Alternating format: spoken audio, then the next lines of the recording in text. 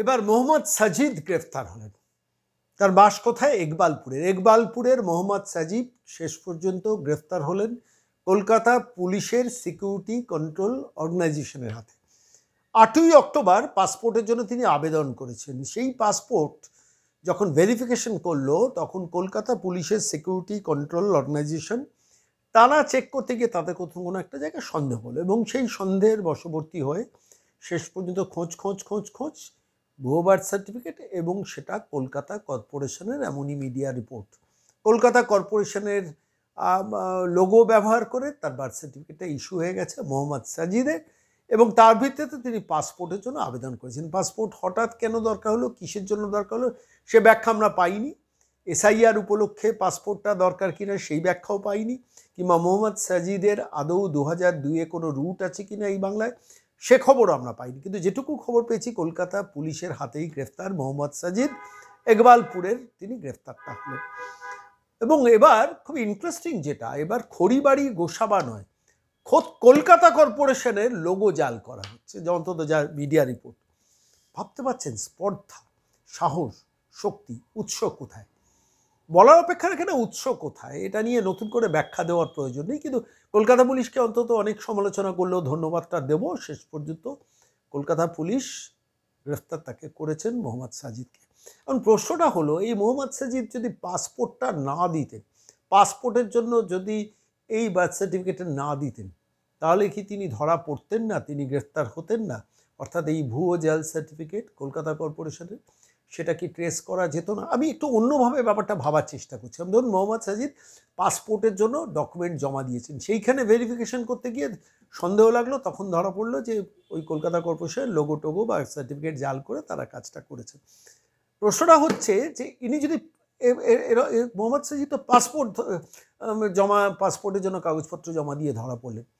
এরকম কত সাজিদরা আছেন যারা পাসপোর্টের জন্য জমা দেননি, অথচ আধার কার্ডটা করেছেন, ভোটার কার্ডটা করেছেন, রেশন কার্ডটা করেছেন, প্যান কার্ডটা করেছেন।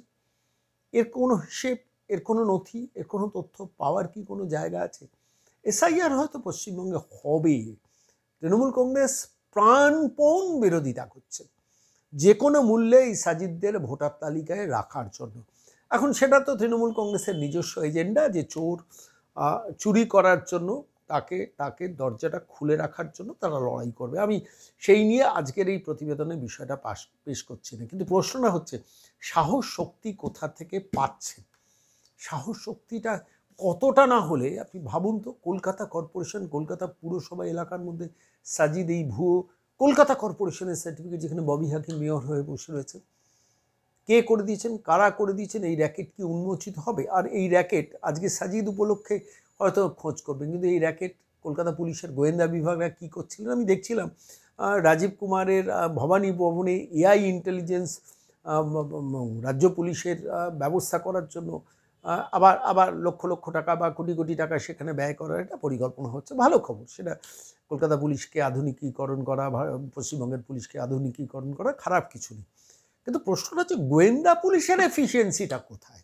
এটা প্রশ্নগুলি তো রেগে টং হয়ে যান রাজীব কুমারও হন, মনোজ ভার্মাও হন, সুপ্রতিম সরকারও হন। কিন্তু প্রশ্ন হচ্ছে কলকাতা পুলিশ কেন ধরতে পারেন না যে কোথা থেকে ভুয়ো জাল সার্টিফিকেটগুলো বেরিয়ে যাচ্ছে? আমরা এর আগে বলেছিলাম আপনাদের, গোসাবা 3557 না 58টা ভুয়ো বার্থ সার্টিফিকেট একটা পোর্টাল থেকে ইস্যু হয়েছে। এবং আমি দেখছিলাম এই রিপোর্টটা পেশ করতে গিয়ে, এহসান খান তিনি এর আগে ধরা পড়েছিলেন চলতি বছরে মে মাসে। তাঁর বাড়ি অবশ্য ইকবালপুর নয়, সেটা আবার গার্ডেন ব্রিজ। এহসান খান যিনি ধরা পড়েছেন গোসাবা এলাকা থেকে ভুয়ো শংসাপত্র জোগাড় করে নিয়েছেন। যে গোসাবা রিপোর্ট পেশ করতে গিয়ে গোসাবা থানা থেকে 100 কিলোমিটার পেরিয়ে ওখানকার মেজবাবু এসে গিয়েছেন আমার বাড়িতে, এসে বলেছেন আপনাকে যেতে হবে, নাহলে গ্রেফতার করব, ভয় দেখিয়েছেন। যাই হোক, সেটা তো অন্য কথা। সেই গোসাবা থেকে এহসান খান তিনি মে মাসে ধরা পড়েছিলেন। আমি জানি না সেই কেসের রিপোর্ট মেরিট কী অবস্থায়।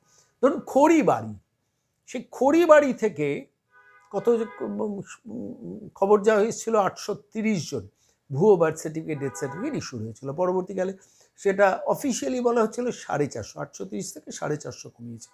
দুজনকে গ্রেফতারও করা হয়েছে, সেটাও দেখেছি। কিন্তু শেষ পর্যন্ত তারা কবে ছাড়া পাবে আমরা জানি না, হয়তো ছাড় পেয়ে যাবে, সেগুলো তো অন্য কথা। খড়িবাড়ি, গোসাবা, এগুলো তো জানা যাচ্ছে।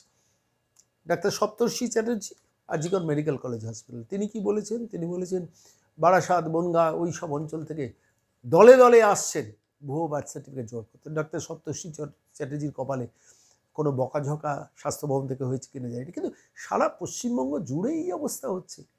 আমরা রিপোর্ট পেশ করেছি গতকাল, যেখানে দাঁড়িয়ে আপনাদের বলেছি, জানিয়েছি যে খোদ ভবানীপুরে ভুয়ো ভোটার কার্ড, ভুয়ো আধার কার্ড নিয়ে বসে আছে। ভাবতে পারেন কোন রাজ্যে আমরা বসবাস করছি।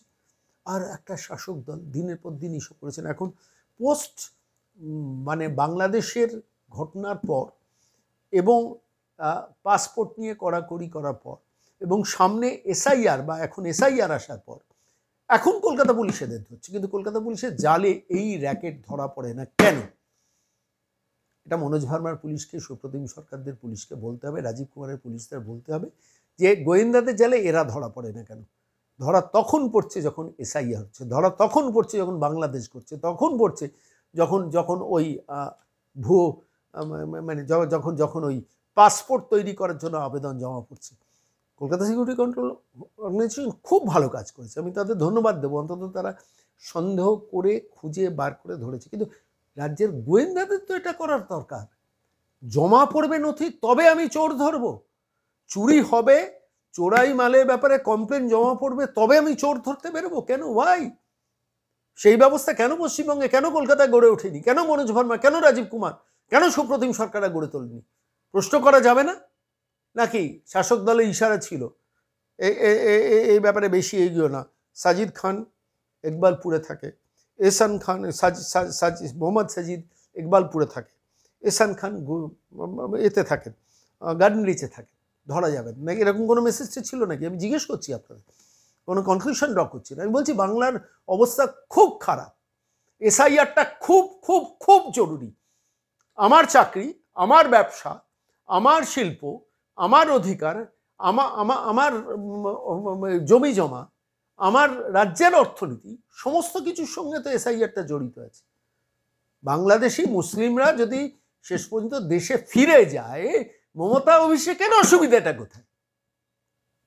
ববি হাকিমের, অরূপ বিশ্বাসের অসুবিধাটা কোথায়? প্রশ্ন করা যাবে না? প্রশ্ন করলেই কেস দেবেন? প্রশ্ন করব, কারণ আমরা সোকল্ড মেইনস্ট্রিম মিডিয়া নই যে আমরা প্রশ্ন করব না। এসআইআরের বিরোধিতা করছে সর্বাধিক প্রচারিত বাংলার দৈনিক, নজর রাখবেন আনন্দবাজার গোষ্ঠীর দিকে।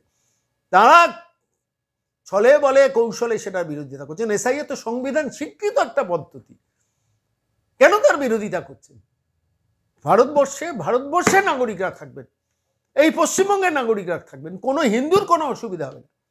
আনন্দবাজার পত্রিকার অসুবিধা কেন? মমতা বন্দ্যোপাধ্যায়ের অসুবিধা কেন? অভিষেকের অসুবিধা কেন? ববির অসুবিধা কেন?